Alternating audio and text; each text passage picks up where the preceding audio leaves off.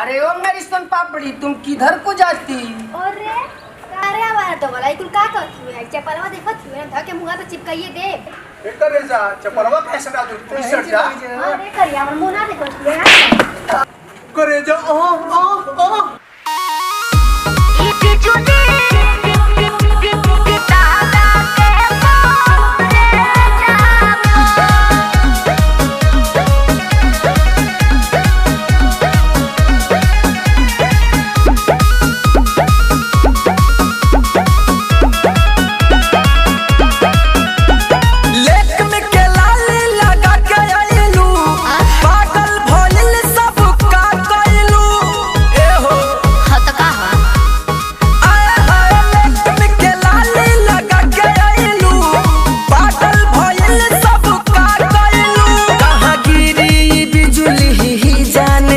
के जालू बरे जप कहाँ गिरी बिजुली जान चढ़ के जालू बरे जप। ए मोना तोहके लागे ना टोना, लेकिन ये बिजुली कहाँ गिरी? तोरी दादा के करेजा पे गिरी दो वाला कहीं के। ई बिजुली गिरी तोहरा दादा के करेजा पे। ई बिजुली गिरी तोहरा दादा के करेजा पे। बुझलो?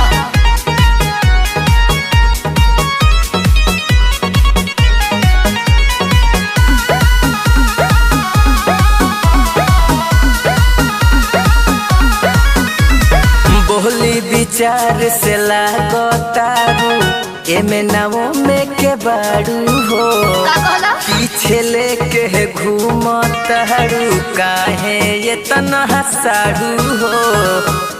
तो अपना घर जाके करो समझ करे मुआना, बुद्धि ज्ञान न बाटे लागो तारो ससा करे मुआना।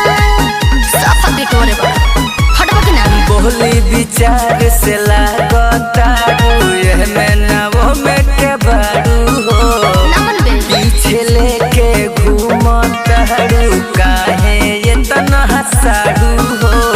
प्यार से बोलो ये डार्लिंग, जोर जनी डालो न भेजा पो। आओ प्यार से बोलो ये डार्लिंग, जोर जनी डालो न भेजा पो। ऐलान सुनिए, गौर से बात कीजिए किसी और से। मैं तो डर गई। ई बिजुली गिरी तोहरा दादा के करेजा पे।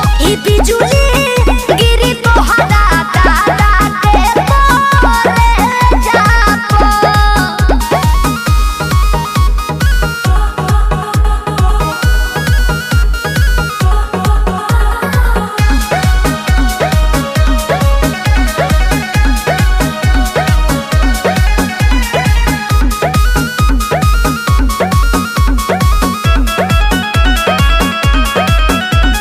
दादा के काहे करे जा तुड़बू हमरे से आके सट हो। काहे इनका पे जाता रुबूची, एक बार पलट के देखा हो। ए हो